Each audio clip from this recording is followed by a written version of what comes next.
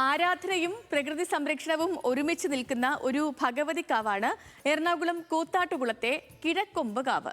മഴക്കാലത്ത് ശ്രീകോവിൽ മുങ്ങുമ്പോഴാണ് ഇവിടുത്തെ ഭഗവതിയുടെ ആറാട്ട്. ശ്രീകോവിൽ വെള്ളത്തിൽ മുങ്ങിയാലും ഇവിടെ ആരാധന മുടങ്ങാറില്ല. ഇവിടുത്തെ വിശേഷങ്ങൾ കാണാം. ദൈവമേകേതകം.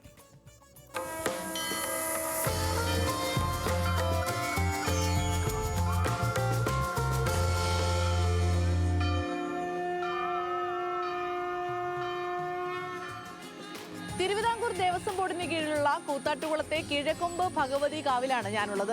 എൻ്റെ മുട്ട് വരെ വെള്ളമാണ്. ഇവിടെ തൊട്ടടുത്തൊരു തോട് ഒഴുകുന്നുണ്ട്. ഈ കാവിൻ്റെ 3 വശത്തേക്കും ഈ തോട് ഒഴുകി പോവുകയാണ്. അത് ചെന്ന് സംഗമിക്കുന്നത് മൂവാറ്റുപുഴ ആറിലേക്കാണ്. ഈ തോട് നിറഞ്ഞു കഴിഞ്ഞാൽ ഈ ഭഗവതിയുടെ ആറാട്ടാണ് എന്നാണ് വിശ്വസിക്കുന്നത്. കാരണം ശ്രീകോവിലടക്കം വെള്ളം കയറും. നീന്തിയാണ് തിരുമേനി ചെന്ന് വിളക്ക് തെളിയിക്കുന്നത്.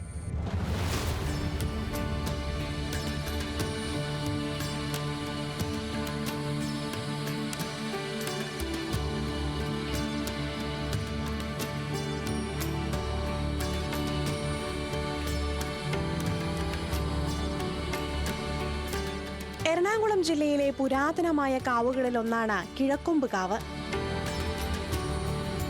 മഴക്കാലമായാൽ കാവും പരിസരവും വെള്ളത്താൽ നിറയും.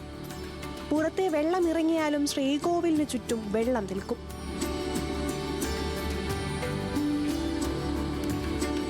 മഴക്കാലത്ത് പൂജാരി നീന്തിപ്പോയാണ് കാവിലെ പൂജ നടത്താറുള്ളത്.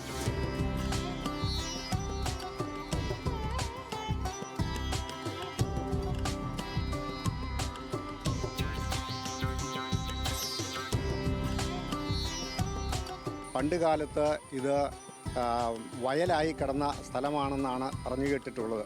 അവിടെ ഉഴുതു മറിഞ്ഞപ്പോൾ, നെൽകൃഷിക്ക് വേണ്ടി ഉഴുതു മറിഞ്ഞപ്പോൾ അതിനകത്ത് നേഞ്ഞിലിൽ രക്തക്കറ ഉണ്ടാകുകയും അതിനെക്കുറിച്ച് അന്വേഷിച്ചപ്പോഴാണ് ഇവിടെ അത് ദേവി സാന്നിധ്യമുണ്ടെന്നും അങ്ങനെയാണ് ഇവിടെ ഈ ക്ഷേത്രം ഉണ്ടാകാൻ വന്ന സാഹചര്യവും. ഭക്തജനങ്ങളൊക്കെ വരും.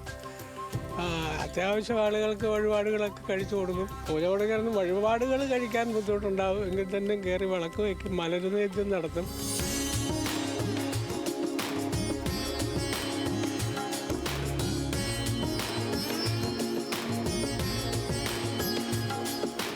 നൂറ്റാണ്ടുകളുടെ പഴക്കമുള്ള കാവ് പണ്ട് വനത്താൽ ചുറ്റപ്പെട്ടതായിരുന്നു.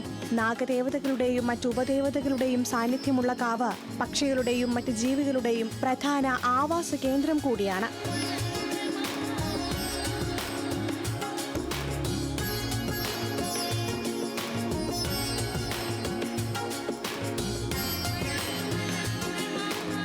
കമ്പകം, ഇരിപ്പ, മാവ്, മരുത് തുടങ്ങി വിവിധങ്ങളായ വൃക്ഷങ്ങളെ കൊണ്ട് നിറഞ്ഞിരിക്കുകയാണ് ഈ കാവിന് ചുറ്റും. ശ്രീകോവിലിനകത്ത് പോലും വൃക്ഷമുണ്ട് എന്നുള്ളതാണ് ഈ കാവിന്റെ പ്രത്യേകത. ആരാധനയ്ക്കൊപ്പം പ്രകൃതിയെയും ദൈവീകമായി കണ്ടിരുന്ന കേരളത്തിന്റെ പഴയ സംസ്കാരത്തെ ഓർമ്മപ്പെടുത്തുകയാണ് ഈ കാവ്. ക്യാമറ പേഴ്സൺ അക്ഷയ്ക്കും സജിയ്ക്കുമൊപ്പം സൈഫുനിസാലിയാർ, ന്യൂസ് മലയാളം, കൊച്ചി.